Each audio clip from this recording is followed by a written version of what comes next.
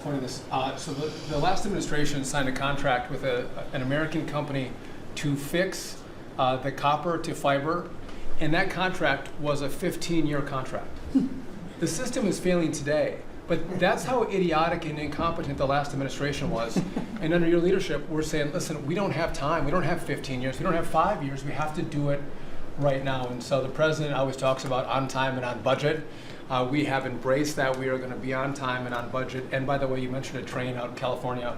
Stay tuned for, probably give us 5 days and you'll have an answer on what's going to happen with the $4 billion that we potentially have invested on a train that's going to go nowhere. It's going to be $120 billion that'll never connect San Francisco to LA. Again, the last administration wasted so much money on projects that never work. If you're going to have high-speed rail, you're going to invest billions, we should actually have high-speed rail in America, not boondoggles that fund political friends and allies and family They have members. from San Francisco, inside of San Francisco to inside of Los Angeles. It should have never been built because airplanes do it better. And you could drive it. You could drive it. No problem with driving it. The roads aren't even crowded. So they were going to do this, somebody's idea. Somebody got paid off a lot of money and they started it. It was going to cost a very small amount of money. And it ended up costing literally hundreds of times what the original. And now what they did is they said, well, going into the city is too big a deal. So we'll leave it 25 miles short of the city. So now they're leaving it. They're not going to finish it, really. It's not the same project. So now they're leaving it outside of San Francisco and outside, short of each. They just want to get it done. And I've never seen cost overruns. You know, if you have a cost overrun of 10%, you should be ashamed of yourself. 20%, you should not do any more jobs. This is a cost overrun of 2,000%, something like that. It's unlimited, and it's not finished. And maybe it will never get finished. And I told Sean, look at it from every standpoint, but we don't want to, you know, we have federal money going into that, and it's like throwing it out the window. So whatever you can do to stop it. $15 billion and not one track has been laid. $15 billion and we're 16 years into the project, not one track. Mr. President, Mr. President, on New York, you're the most prominent Republican in the country from the city. What do you want to... Anywhere else? I think I can say. I don't want to be a wise guy. Perhaps I can. Maybe Marco. But how do you want Republican voters in the city to vote in the upcoming mayoral election? Should they vote for Eric Adams? Should they vote for Sliwa? Should they pick someone else? Look, number one, you have a communist running, and you shouldn't vote for him. He's a disaster. He's leading. He's got the Democrat nomination because that shows you where the Democrats have gone. He actually wants to take over the grocery stores of John Catsimatidis, who's a great guy, a rich guy, grocer, does a good job, wants to take over. He actually called me the other day. He's concerned his stores are going to be taken from him, and they won't be run like John runs them. Believe me, he runs a good operation. But he actually said he wants to run his own grocery stores. No, this is a man who's not very capable, in my opinion, other than he's got a good line of bullshit, and he's convinced them to go with him. Now, as you know, Cuomo, who does have capability, is running, but he got knocked out, and now they're running as, you have Eric Adams, the current mayor, you have Cuomo, and you have Curtis Sliwa.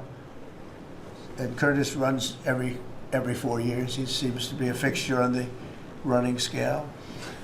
But you know, it's I'm not getting involved. But I can tell you this: I used to say we will not ever be a socialist country, right? Well, I'll say it again: we're not going to have. If a communist gets elected to run New York, it can never be the same. But we have tremendous power at the White House to run places when we have to. We could run D.C. I mean, we're looking at D.C. We don't want crime in D.C. We want the city to run well. Susie Wiles is working very closely with the mayor, and they're doing all right. I mean, in the sense that we would run it so good, it would be run so proper. We'd get the best person to run it. The crime would be down to a minimal, would be much less. And, you know, we're thinking about doing it, to be honest with you. We want to We want a capital that's run flawlessly, and it wouldn't be hard for us to do it. And we've had a good relationship with the mayor, and we're testing it to see if it works. But New York City will run properly. We're going to bring New York back. I love New York. You know, I loved New York for a long time. Then we had a bunch of crooked people in there. You have an attorney general who's a total stone cold crook. New York State, Letitia James, a total crook. All they do is want to go after political opponents. They do what's ever expeditious for them. She's the one that took out Cuomo because she wanted to run for governor, and then she ended up getting 1% of the vote. She polled at 1%. She dropped out, went back to attorney general. You have a lot of crooked things going on in New York. We're going to straighten out New York. Maybe we're going to have to straighten it out from Washington. But when I see a communist who has actually gotten a Democrat, pretty much gotten the Democrat nomination, they also went to that new form of voting, which is a beauty. You go in there in third place, you come out in first. That's that form of voting that they have gone to. You know what I'm talking about. It's not too good. We're going to do something for New York. I can't tell you what yet, but we're going to make New York great again also. We're going to make it great again with the country. What we've done in this country in the last 6 months, nobody has ever seen it. And I told the story, the King of Saudi Arabia, I was over there. They gave us $5.1 trillion between Saudi Arabia and UAE, Qatar. 3 stops, $5.1 trillion coming into our country as an investment, biggest investment ever made. And it's all going to good stuff. I mean, all real, big, good stuff. Energy projects, big, big things. But they all 3 told me essentially the same thing. We thought your country was dead, and now you've got the hottest country in the world. We're right now riding the hottest country. We all, and you can all be proud of it. We're in the hottest country. This is the hottest country in the world. There's nobody close. Made hotter by some great pilots and great machines that nobody else has. Those great, big, beautiful machines, they rode those machines right into the toughest territory. And nobody knew what the hell happened. And then they hit their targets perfectly, and it was complete and total obliteration. And that's why that war ended, Steve. They told me that's why the war ended. The war ended when they saw that, it was over. And we're very proud of it. But we have the hottest country in the world right now, from a country that was close to dead. And if I didn't win, if you would have had the other person win, we all know who she is. Whether it was she or Biden, they're the same. He may have been more competent than her, and that's hard to believe, right? But if you had that ideology in, I don't believe you would have had a country anymore. I think you would have had a country that was broken up. But we had a dead country. Now we have the hottest country in the world, and everybody knows it, and everybody said it. Mr. Vice President, do you have anything to say? Well, thank you, Mr. President. I just want to say that I'm very proud of the whole team. I think everybody has worked together. You see Pete and Marco and Steve working on some of the diplomacy, Christy and Pam working on the border. We just have a really, really solid team, and we've done a lot of good work. And in particular, I want to congratulate the White House staff led by the President on getting the One Big Beautiful Bill passed. Yeah. I was personally skeptical, sir. I never told you this, but I was skeptical we'd be able to get that thing done by July 4th. We did it because we worked together and we worked very well. So it's an honor to be a part of it, but I'm really proud of you guys for doing a great job. The beautiful thing about it, it had something for everyone. That's right. Most people said it had to be broken into 7 bills. It's so big. The problem was that some of those 7 have nothing for anyone, but they had to be done for the country. You know, sometimes you have to do things for the country that aren't necessarily popular. We had a couple of them, and that wouldn't have worked. So the One Big Beautiful Bill, many people said it could never be approved. Too big, too everything. There's too much. But it had something very big and very important for everyone, and it's great for the country. And remember, the Democrats have come up with a false narrative, you know, just whatever. It's just a line that they send to everybody and that they print. I think in the case of this, it's death, death. Everyone's going to die. I heard that. Everyone's going to, just the opposite. Everyone's going to live. What we're doing is saving our country and making it much bigger, better, and stronger than it ever was. I'd like to ask, Marco's been doing such a great job. Do you have anything to say? Well, it's just going through a list here, Mr. President, and I think the Vice President's pointed out to the great team you have, and all these achievements that have happened domestically. But you think about it, under your leadership, we prevented and ended a war between India and Pakistan. NATO's now at 5% for the first time ever, the highest numbers ever. A peace deal between the Democratic Republic of Congo and Rwanda. A 12-day war that ended with an American operation that we're the only country in the world that could have done. Hopefully, pretty soon, a peace deal between Azerbaijan and Armenia. The entire Middle East and the infrastructure of it has the potential now to change because of Syria and Lebanon, and it hasn't even been 6 months. Sure. It hasn't even been 6 months, so it's a a great lot. testament to your leadership in this thing. Well, thank you very much, and you've done a fantastic job. Could I just ask Linda, she's involved in so much, she's so talented and so good, and she's working on a couple of little things like Harvard, who was given $5.5 billion over a short period of time. We caught him on that one, that's crazy, but you're working on so much, you want to bring education back to the States. How are you doing? Well, absolutely, and thank you for the opportunity. I think on the big, beautiful bill, what we saw, was school choice. This finally on a national basis at the state level, but there are opportunities now for scholarships more and more often for kids who are in schools. It's going to be a big turnaround. I think one of the biggest accomplishments we had over the past week was the University of Pennsylvania with the Title IX ruling that Leah Thomas was stripped of her title. Riley Gaines and Paula Scanlon and other women who have stood, so strong against men and women's sports. And when you put out the executive order, that just solidified and gave them the opportunity. So those are a couple of really, really big wins, and thank you for that opportunity. And how are you doing with Columbia and Harvard? We're negotiating hard. I think we're getting close to having that happen. It's not wrapped up as fast as I wanted to, but we're getting there. Okay, good.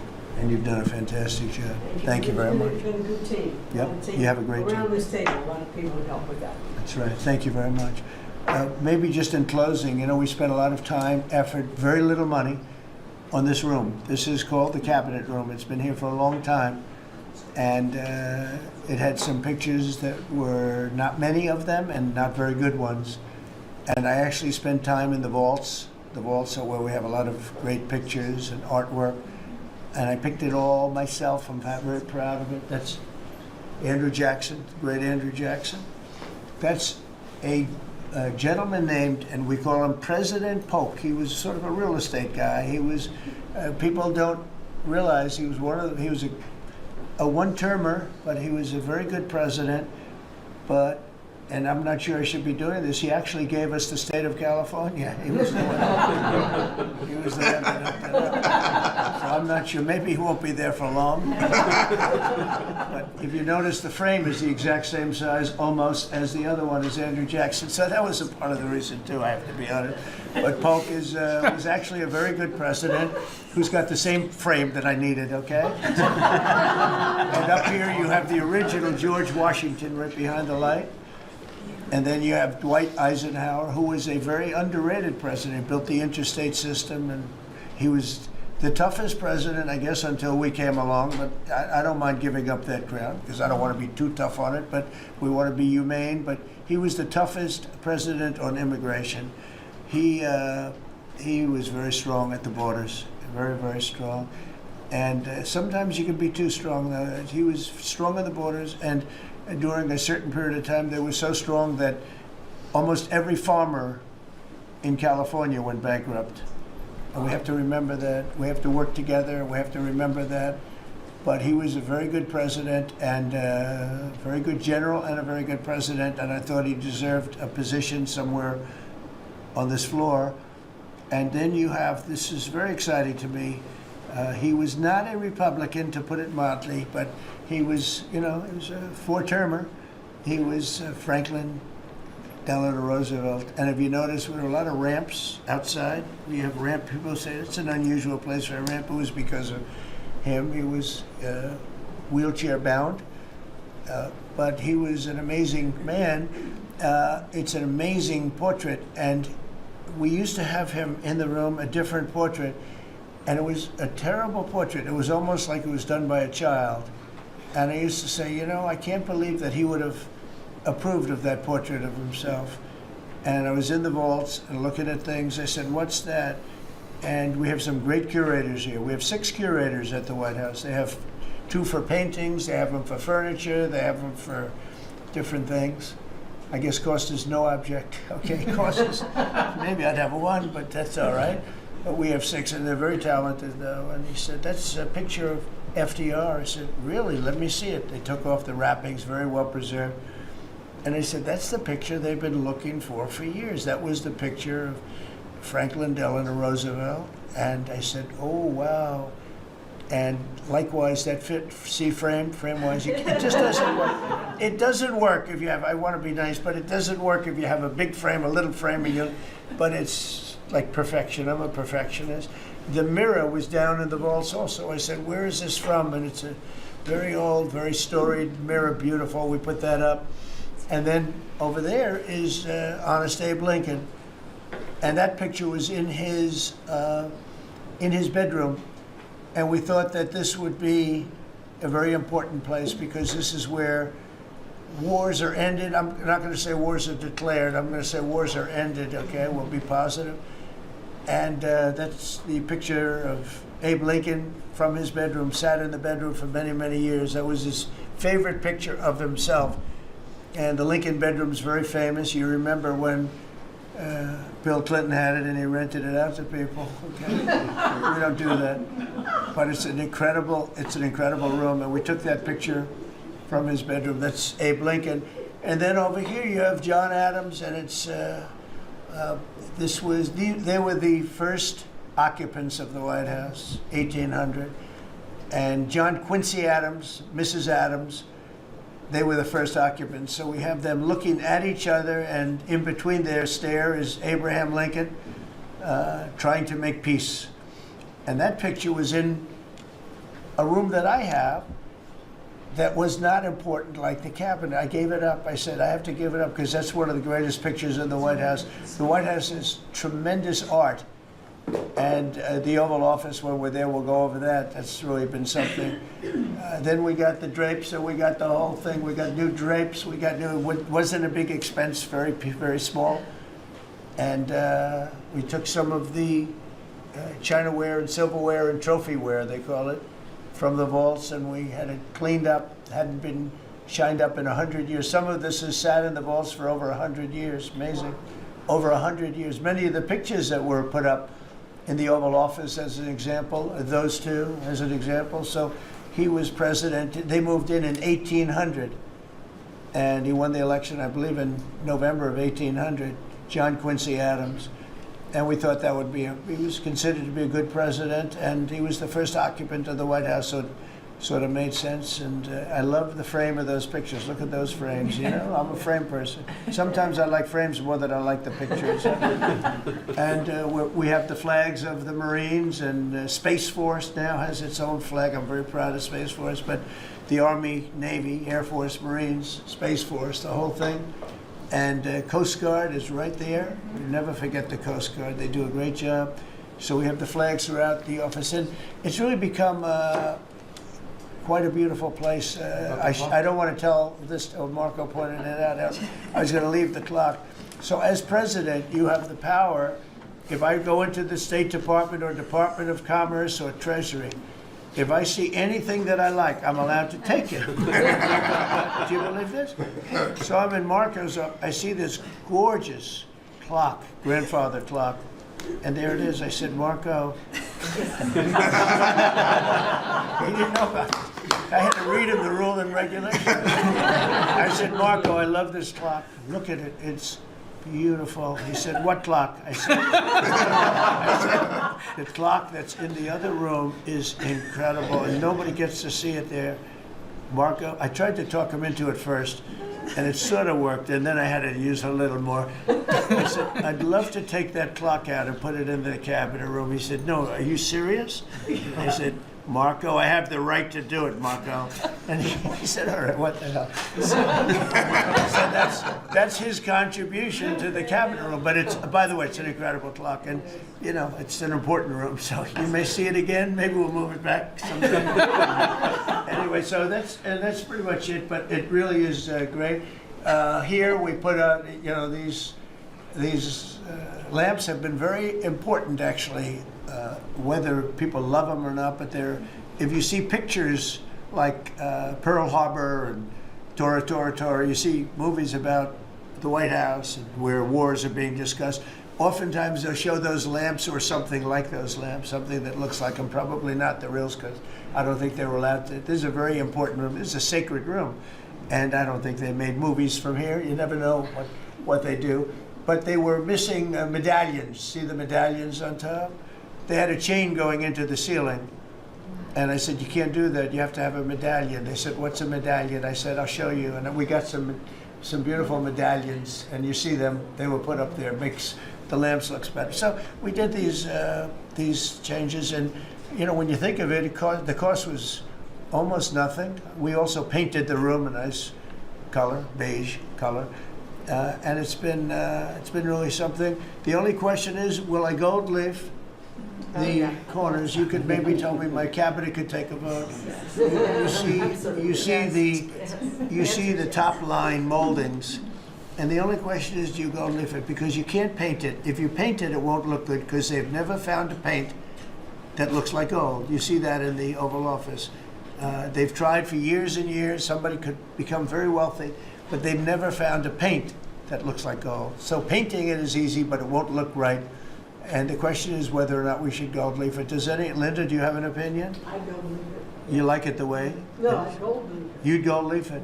Yeah. Who would gold leaf it? Could I raise you? How about, would you gold leaf it? I was going to ask about McKinley, one of your favorite presidents. Well, McKinley was a great president who never got credit. In fact, they changed the name of Mount McKinley, and I changed it back, because he should have been, the people of Ohio he was the governor of Ohio. The people of Ohio were very happy when I did that, I heard. They were very insulted. They took the name of Mount McKinley off.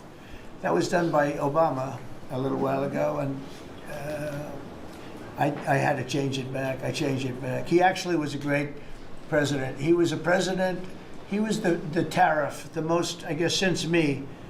I think I'm going to outdo him, but he was a tariff president. He believed that other countries should pay for the privilege of coming into our country and taking our jobs and taking our treasure.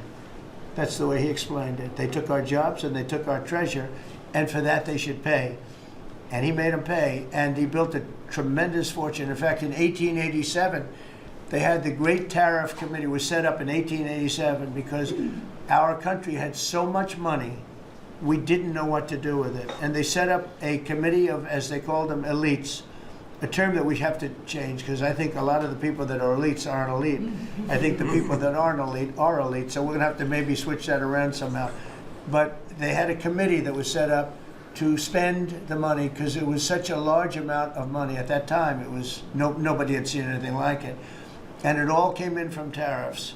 And people didn't pay tax. There was no income tax system. I told you that came back in 1913. That came back and lived well for a while. And then you had the Great Depression. And then later they tried to bring back tariffs, but the whole thing was, this was after the Depression. That was one of the great misconceptions. Is people like to say, oh, but it was during the, but no. The country had a Great Depression, and then after the Depression, long after it started, they brought back tariffs to see if they could save it, but it took them really 25 years. When you say about 25 years to get out of the Great Depression, a lot of people don't understand that. But I thought it would be interesting for you to get a little view of this room. This is a very important room, very powerful room, great room. And we've done similar, but even beyond this, in the Oval Office. We brought back pictures of some of the great presidents. Many of them were in the vaults for over 100 years. Originals all, beautiful, beautiful things. And rather than sitting in a vault downstairs for 128 years, I thought we should display that. And we did that, I think, in a really good way. We've gotten very high marks. But it's interesting. People walk into that room and they look around the room. They don't even want to talk to me. They could look at it for hours. It's funny when people come into the Oval Office. It's such an incredible. It's a sacred place. When people come into the Oval from the biggest people in the world, presidents, prime ministers, kings, queens, in one case at least, queens, and the biggest business people in the world. They walk into that office and they always say, there's no place like this in the whole world in terms of the power. And I mean, it's beautiful and all, but there are other beautiful offices. You have businessmen that have offices that are, you know, full floors of office buildings, floor-to-ceiling glass, and they walk in there and they say, there's no place like this anywhere in the world. There's no place. And, you know, it's what it represents maybe more than the physicality of the room itself. So it's an honor to have you all, media. It's an honor to have you. I just want to say we have a fantastic cabinet. Every one of them is a star in my book. And if they're not, I'll let you know about it. I'll throw them to the wolves. I'll throw them to the wolves in 2 seconds, because our country comes first, right? But I just want to thank you all for being here. It's been a lot of fun. Thank you very much, everybody. Thank you. Thank you, press, everybody. Thank you, press. Thank you, press. Thank you, press. Thank you, press. I'll tell you some other time. Thank you. Thank you, press. Yeah, I will. Thank you, press. Are we talking about next week or again? You want to move down? You have some room over here. Come down. If you want, you could leave the cameras there. It's fine. But if you want, there's a lot of room over here. See an engine move out to the end if you way out to the left. To the left. To the left. Are you able to get them all in the room? Are they in? Yes, sir. Are you okay? Thank you very much. We've had a tremendous 6 months, and we've had a tremendous 2 weeks, which now is, I guess, 3 weeks. And we have a tremendous group of people here that have done a great, unified, beautiful job. I want to, in particular, because of what she's gone through this last few days, done an incredible job. As you know, Christy, I'm going to ask you to say a few words about Texas. The first person there was the first person I saw on television was you, actually. And you've worked great with the governor, who's terrific. And you might want to tell a little bit about the trials and tribulations, but we appreciate the job that you and everybody have done. You had people there as fast as anybody's ever seen. So I really appreciate it. We all do. And maybe you could say a few words. Sure. Well, thank you, Mr. President. I want to thank you for your leadership. Texas is strong, and the people of Texas are incredibly strong. They've gone through something that is absolutely horrific, and it is heartbreaking to watch these families suffer the way that they are.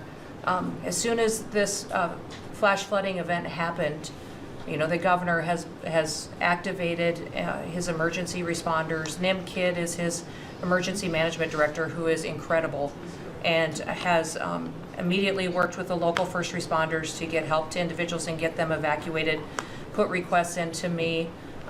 We deployed, sir, right away, as you know, because you and I were talking a lot during this time, the Coast Guard.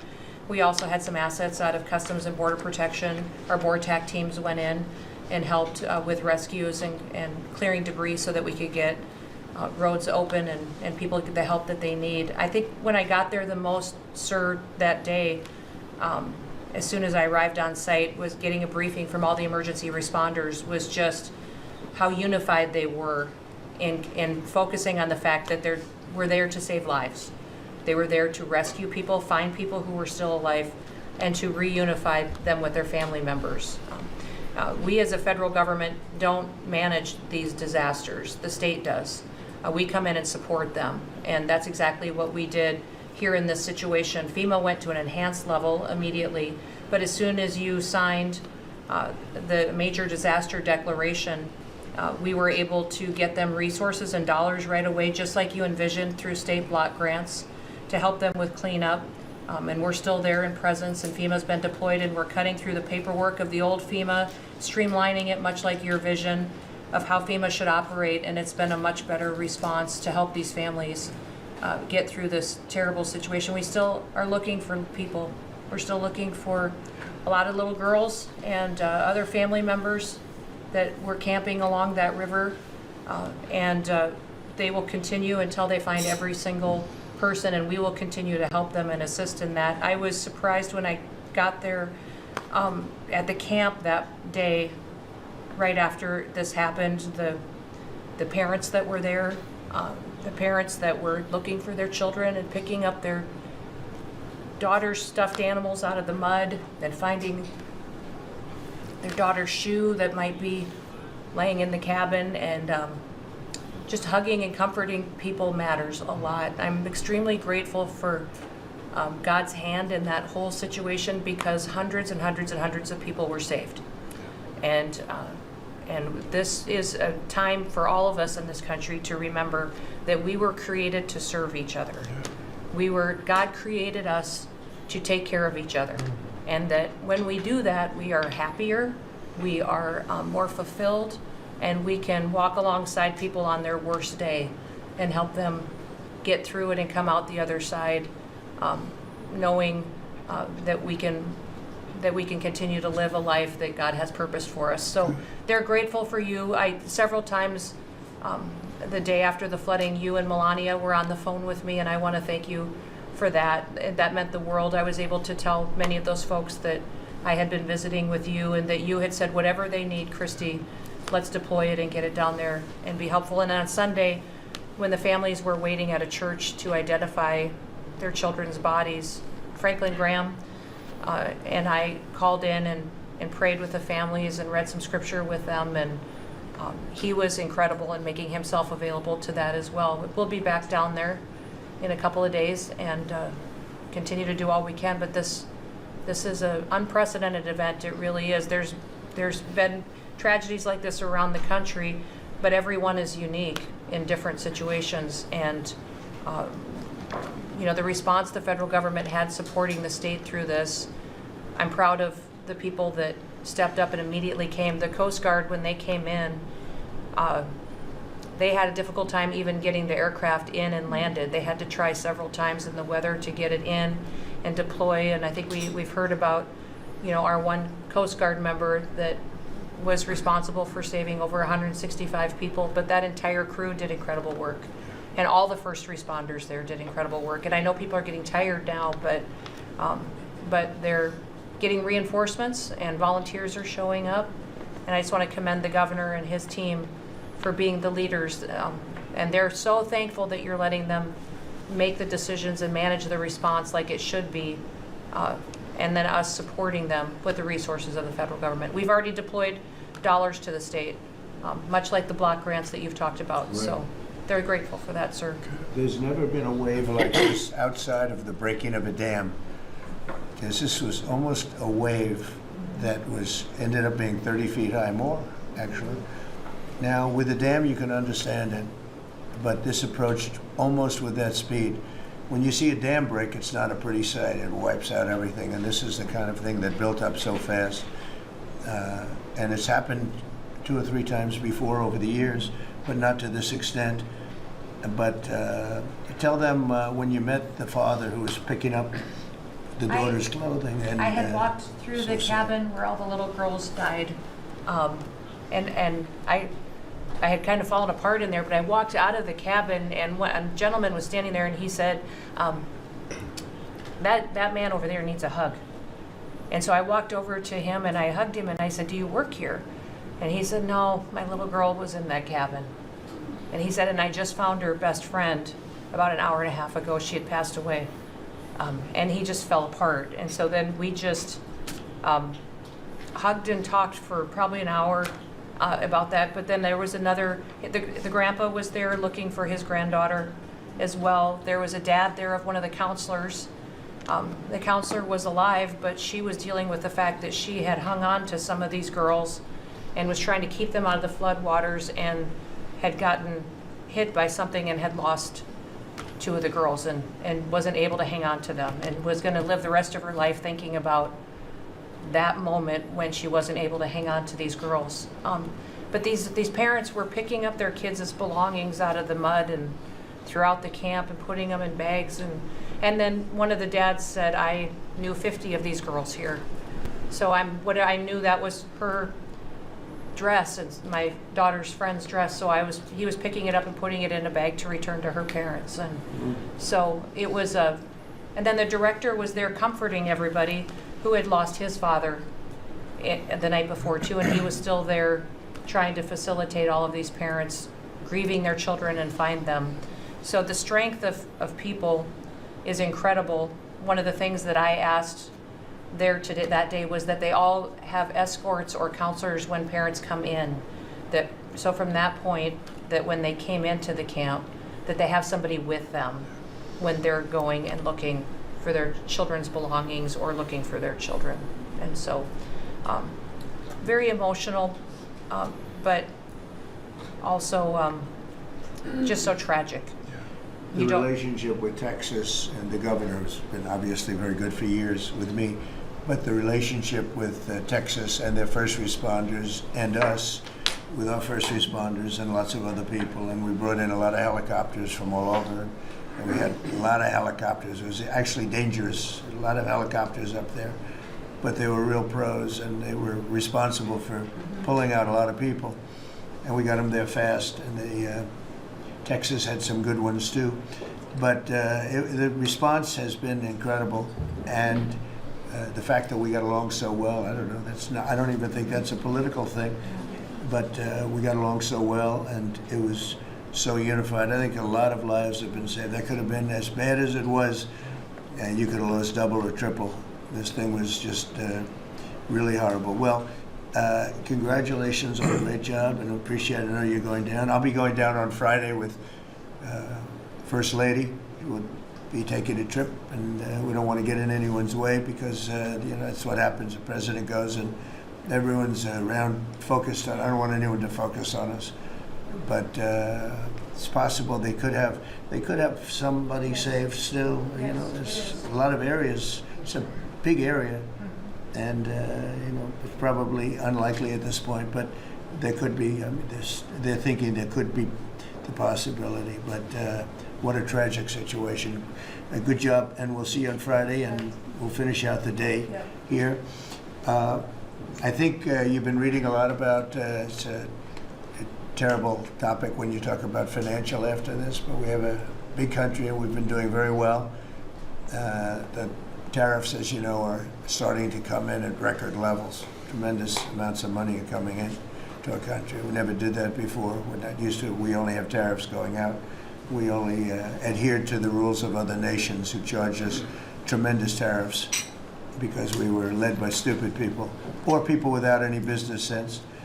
And I'd like to ask Scott, you could maybe talk a little bit about how well we're doing with regard to the money coming in. And the big money will start coming in on August 1st. I think it was made clear today by the letters that were sent out yesterday and today. Go ahead, please.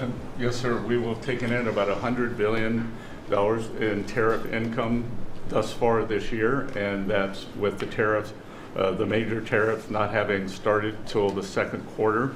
So we could expect that could be well over $300 billion by the end of the year. We don't agree with CBO scoring, but for those who do, the CBO scored tariff income over the next 10 years at $2.8 trillion, which we think is probably low. And sir, under your leadership, we're witnessing. And they gave us no credit during this last little, the great, big, beautiful bill. I always use the word great. I add that to it because it really is what it is. It's never been anything like it, actually. And I want to thank all the Republicans that voted for it. And I want to, scold the Democrats because they're voting for tax cuts. They're voting for no tax on tips, no tax on Social Security, no tax on overtime, and many, many other things far more important than that. Great health care. And frankly, every Democrat should lose their election because it was purely political to vote. They were told not to vote for it. So think of it. We got 218 to 2. And then with the Senate, we had 50 to 3. Democrats didn't vote at all. Not one positive vote, with all of the good things in there. Economic development money, tremendous border money. Now you're loaded up on the border. And I don't think we're going to need so much of it because we had zero come in last month, so I'm not sure how much of it we want to spend. You may think about that. You may actually think about saving a lot of money because the wall's been largely built and it obviously worked, but you may want to think about that. But so I think it's incredible when I watch the Democrats, and they have standard lines like they had Russia, Russia, Russia. They had the laptop from hell. It all came from Russia. You know, they make things up and they go with it, and they feed it to you people in many cases. And they said, here's our line. And I hear the new line is death. Oh, it's death. Everyone's going to die. There's nothing to do with death. In fact, we're saving our country. Death is from allowing 25 million people into our country, of which 3 or 4 are stone cold, hard criminals. 11,888 are murderers, many of them committing more than one murder. That's death, and the Democrats did that. Joe Biden did that by allowing people to come in here just totally unchecked, unvetted, open borders, open borders. The whole world was dumped into our country from prisons, from gangs, from mental institutions. We have many people walking the streets, walking in areas that we don't know anything about, that came out of insane asylums. They released their the insane asylum population into our country, and it's amazing the job that you and Tom Homan are doing, by the way, on that. But we have to get them out, and we have no choice. We have to get them out, and we are getting them out. And so, Pete, you want to tell them about our great military and how well we did with respect to the bombers and the B-2? We had the pilots here 2 days ago, and they were incredible people. Go ahead. Yes, sir. Truly a historic mission, and demonstrated the skill and courage of the United States military. From those B-2 pilots and families that we had a chance to meet, sir, to the fighter pilots, to the refuelers, to the maintainers, to the air defenders who defended the base. What was demonstrated on the world stage was American military might and capability. And it wasn't just Fordo and Esfahan and Natanz that took notice in Iran. It was the rest of the world. That we have a decisive commander-in-chief willing to use these capabilities, which are the best in the world. As the president pointed out, no one else could have done what America did there on that night, and everyone took notice of that. With the One Big Beautiful Bill, sir, we've got $150 billion additional to invest in Golden Dome and all the other weapon systems and stockpiles and shipbuilding priorities of yours. Another month, another historic recruiting bump. It's not just the Army and the Marine Corps anymore, it's the Navy, the Air Force, and the Space Force, all historically ahead of where they've ever been. So historic spirit inside the military. We had a chance to be at NATO, Marco and I, and see how the world responds to us saying it's time for you to shoulder the burden and take the lead for your continent. It only happens with President Trump leading. And we're proud to be a part of what's going on at the border, sir. With now a 4th national defense area where we're helping get to that number 0 and securing the border. But that mission, Operation Midnight Hammer, re-established deterrence. It reversed what happened in Afghanistan. You saw the debacle of what Biden allowed to happen in Afghanistan and what that did to our image. President Trump said, with Operation Midnight Hammer, we're re-establishing American leadership and deterrence, and we're proud to be a part of it, sir. And our so-called enemies were watching. They watched every minute of it. They watched. There was very few people that weren't watching, actually, but they watched every minute. It was a perfect military performance, the likes of which we haven't seen in a long time. I mean, if you compare that to the same country, the hostages from years ago, Jimmy Carter, it was unfortunate for Jimmy Carter. He was a nice man, but with the helicopters going down, the sandstorms, the prisoners, they got captured, then the election and the prisoners and Reagan and all the problems. It was nothing but problems. And that was a failure. And ours was not only the pilots. I mean, those machines flew for 37 straight hours. They didn't stop. They went skedaddle. You know the word skedaddle? It means skedaddle. They dropped the bombs and somebody said, skedaddle. Let's get the hell out of here. And every bomb hit its mark and hit it incredibly. And as you know, the Atomic Energy Commission said it's gone. That place is gone. We had a lot of fake reporting, mostly from CNN, where the scammer writer, a writer for CNN, who should be fired, by the way, she was involved with the 51 fake intelligence agents, if you remember that. She did that story, created a story out of it. She created a story out of the laptop from hell, saying it came from Russia, but it actually came from Hunter Biden's bedroom, or worse. Just a scammer, and she's still at CNN, which is pretty amazing. But we'll ask you a question about her. But they came up with this concept that maybe the attack wasn't that good. maybe it, and I saw it happen right after the attack. I saw this person on CNN. I actually watch. I like to watch the enemy. You learn from the enemy. And I watch because you have to know where they're coming from. And I watched her say, Anderson, you know, I'm hearing stories that maybe they didn't hit their target. Maybe it wasn't that good a hit. And you know, hearing stories. The next day it was a little more, and the next day a little more. After 3-4 days, she was saying, you know, I don't know. I don't think it was that. Except by that time, everybody knew it was hit perfectly. The evidence is in the planes. The evidence the pilots are the best evidence.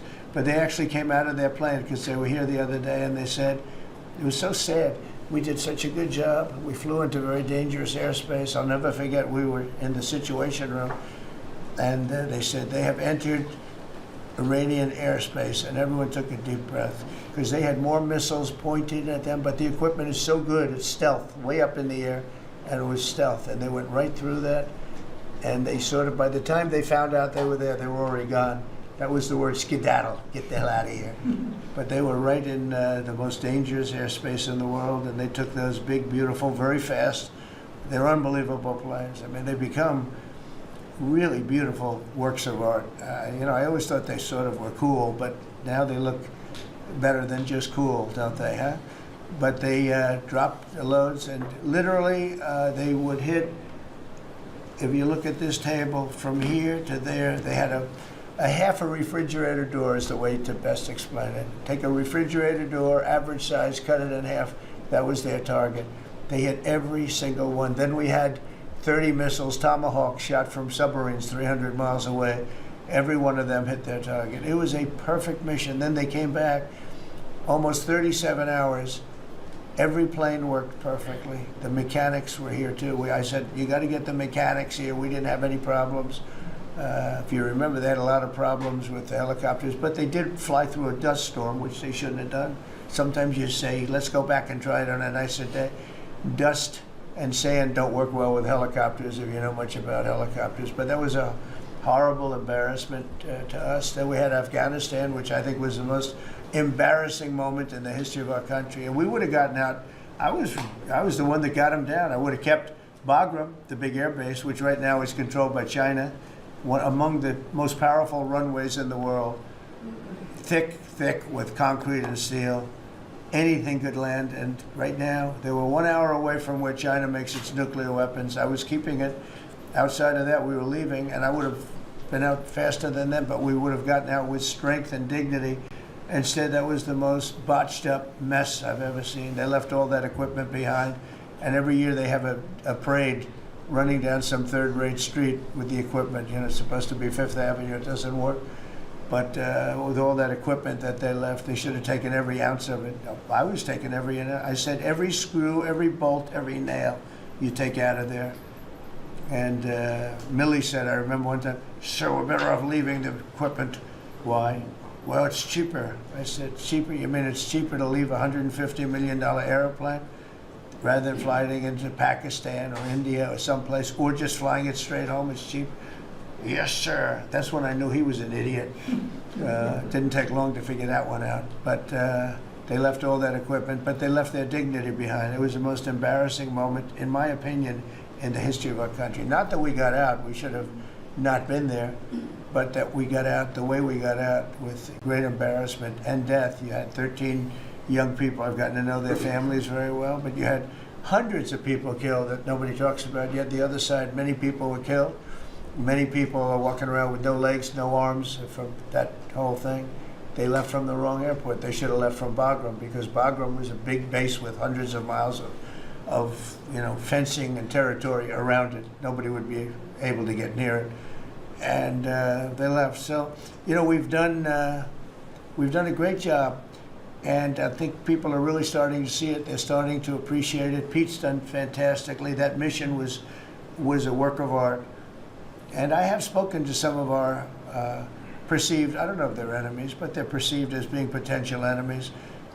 And they essentially said the same thing. Very impressive. There wasn't a thing that we didn't lose an engine. We didn't lose it. They landed and they were cheered.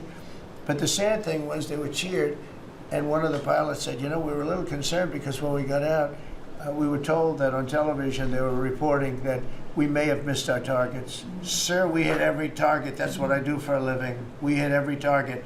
In fact, when the bombs hit, a yellow haze came over the horizon that I've never seen before. It just lit up the whole horizon, brighter than the sun. It was like looking into the sun. He goes, we hit our target, because you know what that was exploding. And but they were a little downbeat because they listened to that fake CNN reporting and the fake New York Times. They worked together to try and say that it wasn't perfect. They couldn't say they missed. All they could say is, maybe it wasn't perfect. And you ought to fire that reporter immediately. You should fire her. Real fake. And so I just want to congratulate those pilots. And, you know, a lot of people don't like bringing things like that up. I do. I always like confronting, because otherwise the public doesn't know that you're a bunch of crooked people. But they know, they've learned. And the media has to straighten out their act. You know, the media is down to 17% approval. You got to do a little better than that. It's important for the country that you do better. I think they ought to make a lot of changes. I think changes are going to be made to the media, but it's hard to have a really successful country if you have a corrupt media, and we really have a corrupt media. And nobody really knows why. I mean, why would you want to have open borders and criminals pouring into our country? Why would you want to have men playing in women's sports, transgender for everyone? You know, you'll have to figure that out. But some of you don't. I mean, I'm looking at some people, they love the country, but I look at other people and they can't. But we were really proud of our military. It was, and the people that maybe don't like us or want to play games with us, because I think that had you not had the situation in Afghanistan, I don't think Putin would have gone in. I think when Putin looked at how stupid and incompetent that operation was, he said, wow, this might be a chance. And we're dealing with him now too. We're not happy with Putin. I'm not happy with Putin. I can tell you that much right now, because he's killing a lot of people. And a lot of them are his soldiers and their soldiers, mostly. And it's now up to 7,000 a week. And I'm not happy with Putin. Okay, any questions? Yes. Yes, sir. You just said that you're not happy with Vladimir Putin. Is there anything that you plan to do to act on that feeling of unhappiness? Well, I wouldn't be telling you.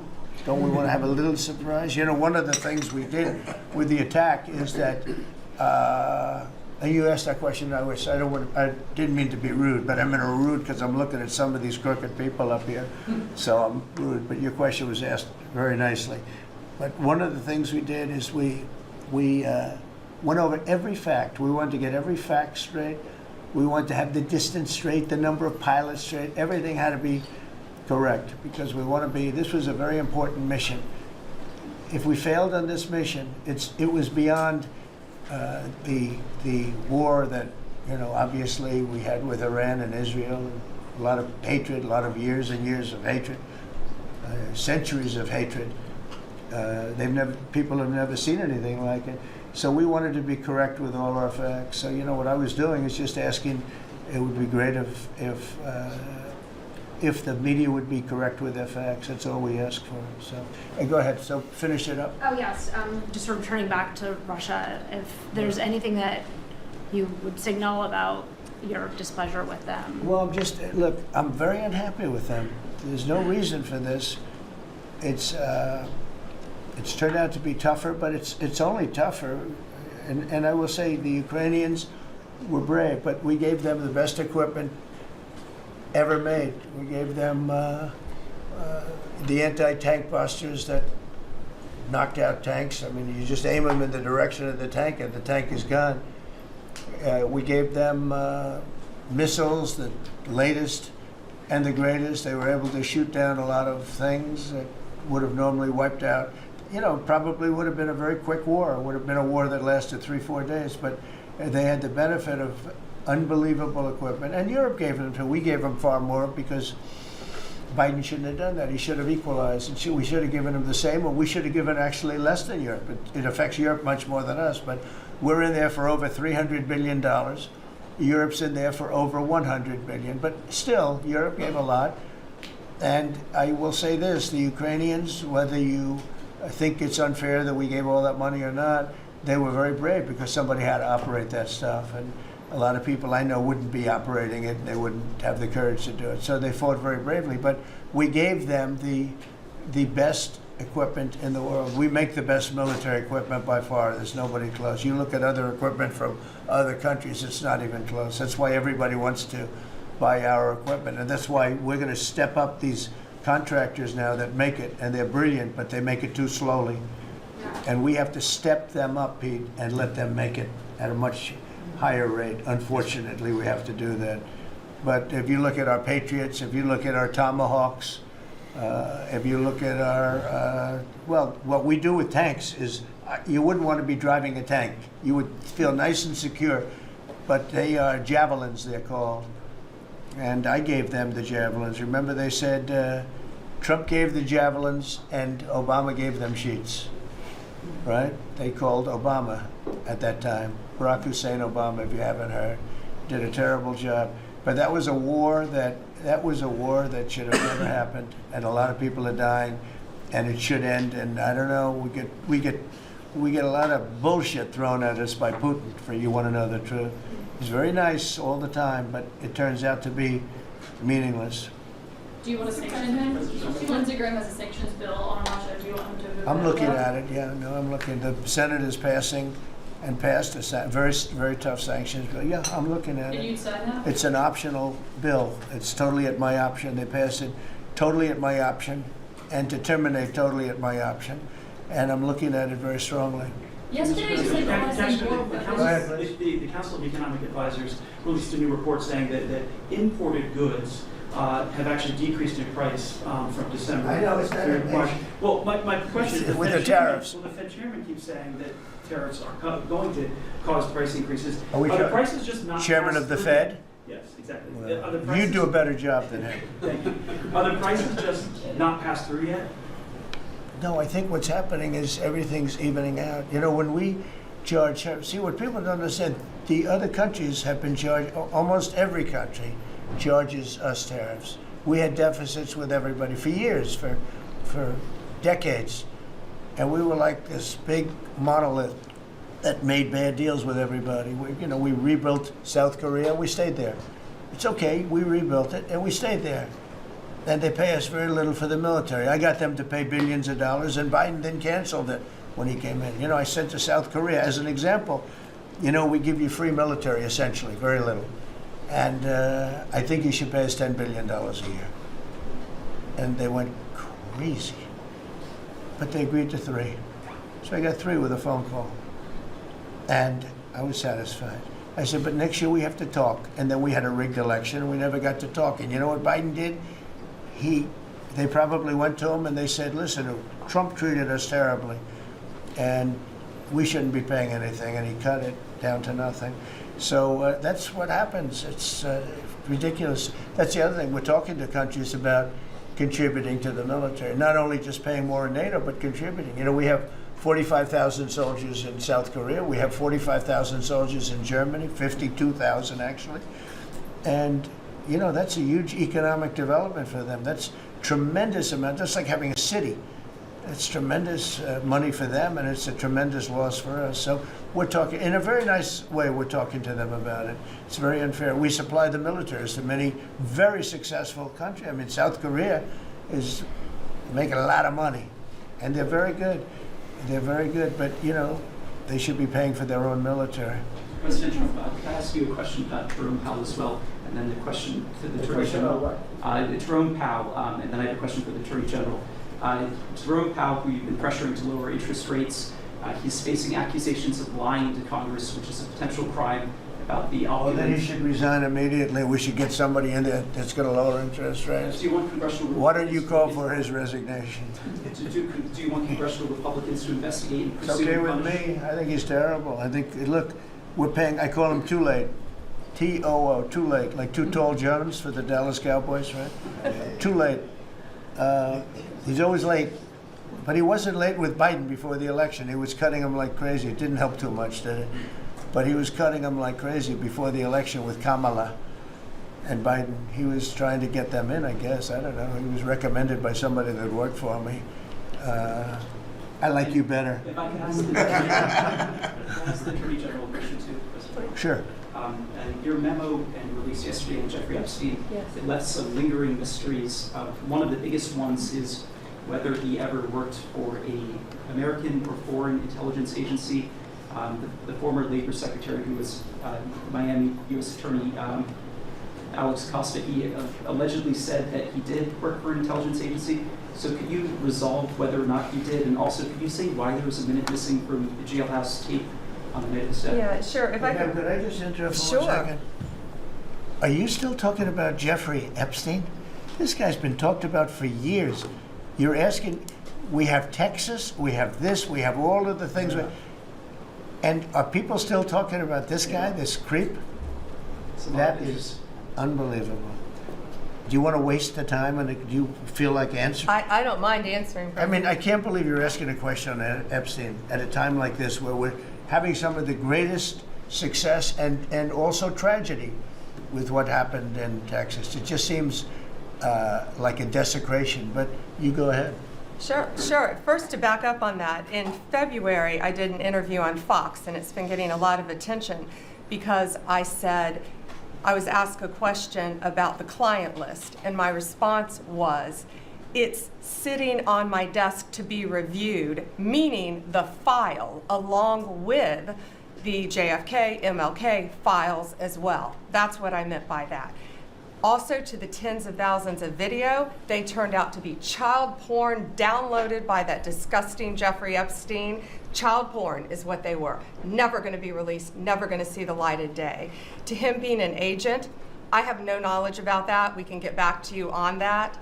And the minute missing from the video, we released the video showing definitively the video was not conclusive, but the evidence prior to it was showing he committed suicide. And what was on that, there was a minute that was off the counter. And what we learned from Bureau of Prisons was every night, they redo that video. It's old, from like 1999. So every night the video is reset, and every night should have the same minute missing. So we're looking for that video to release that as well, showing that a minute is missing every night. And that's it on Epstein. Mr. President, just on the tariffs again, August 1st, you said is the deadline. What incentives do countries have to negotiate? It seems that deadline keeps moving. It was April 2nd, now it's... We didn't move, no. It's always been August 1st, that's what we're paying. A statement was put out today, and I put it out just to make it clear. It wasn't a change, it was August 1st. We don't change very much. You know, every time we put out a statement, they say, he made a change. I didn't make a change. A clarification, maybe. No, August 1st they pay. And everybody pays, everybody has to pay, and the incentive is that they have the right to deal in the United States. If they don't want to, they don't have to pay, and they don't have to deal here.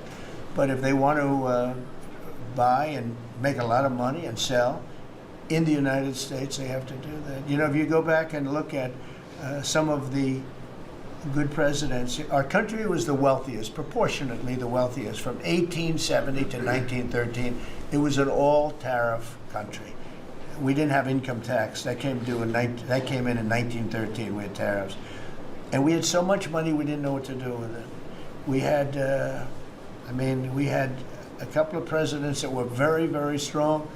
McKinley, I guess, more than anybody, but he was the tariff king. But he was very, very strong. As sort of said, he made a fortune for this country, became very rich, and then Teddy Roosevelt went out and vice president, and he spent the money.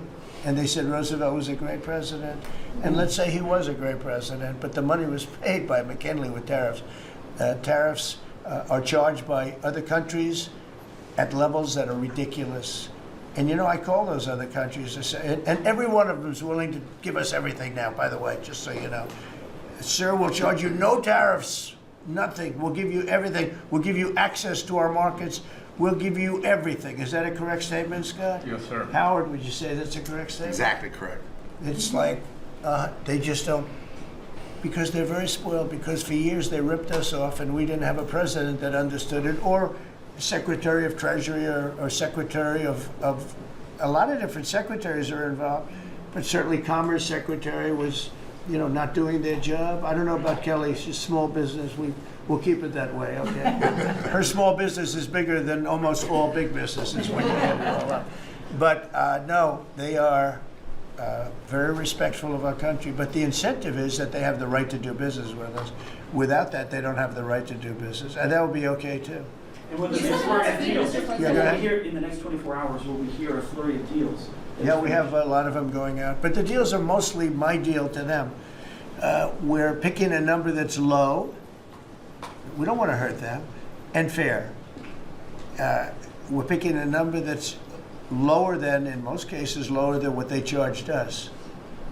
But it's amazing when you've paid all this money for years and they get one president that's a little bit different and a little tougher on this subject, and they're willing to drop everything they've been charging us for years and years. I mean, we have countries going, you don't have to pay any tariff to come in and do business. They're giving us total access to their countries. They gave us no access to the country. They say, well, you cannot go into our country. Okay, good. Now we will give you total access and you don't have to pay any tariffs. But please don't charge us tariffs. And we don't like that deal. So the letters I send out are, we have made some deals. We can make a lot more deals. It's just too time consuming. It just makes it more complicated. And we can do things over the years too. We're not hard line.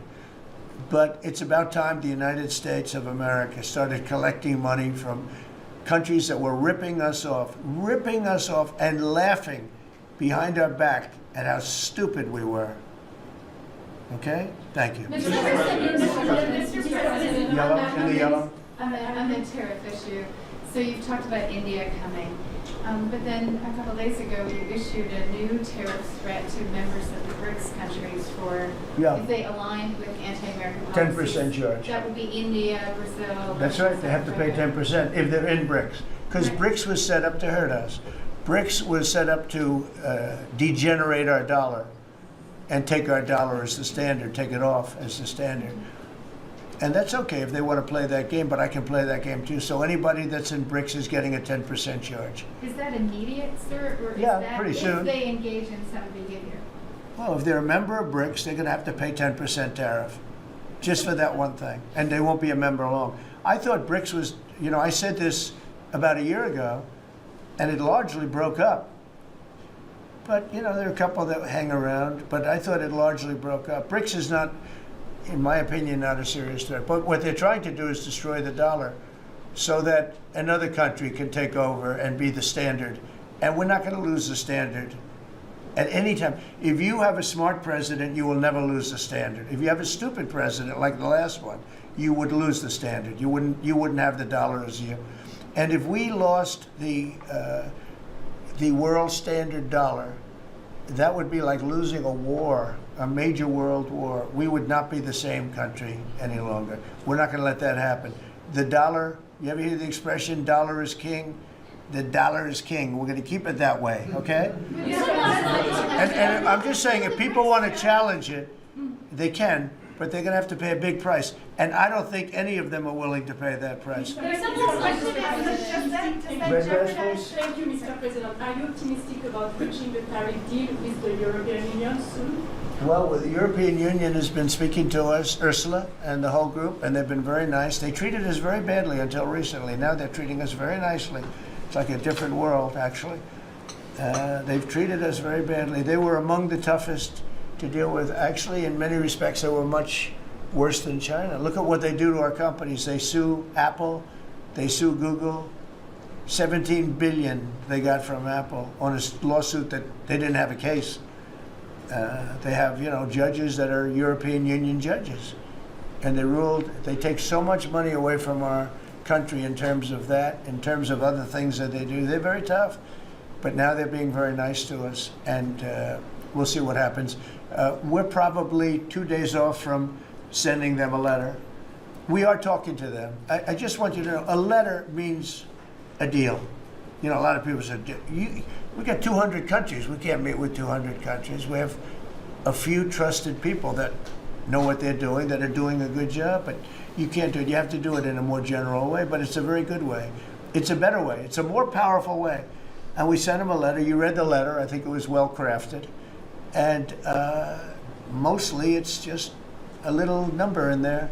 You'll pay 25%, 35%. We have some at 60, 70. Those are ones with massive, where we have massive trade deficits because they've treated us very badly. But I would say in every case, I'm treating them better than they treated us over the years. Don't you agree with that? I do. I could have done much. I could have been much harsher. I don't want to do that.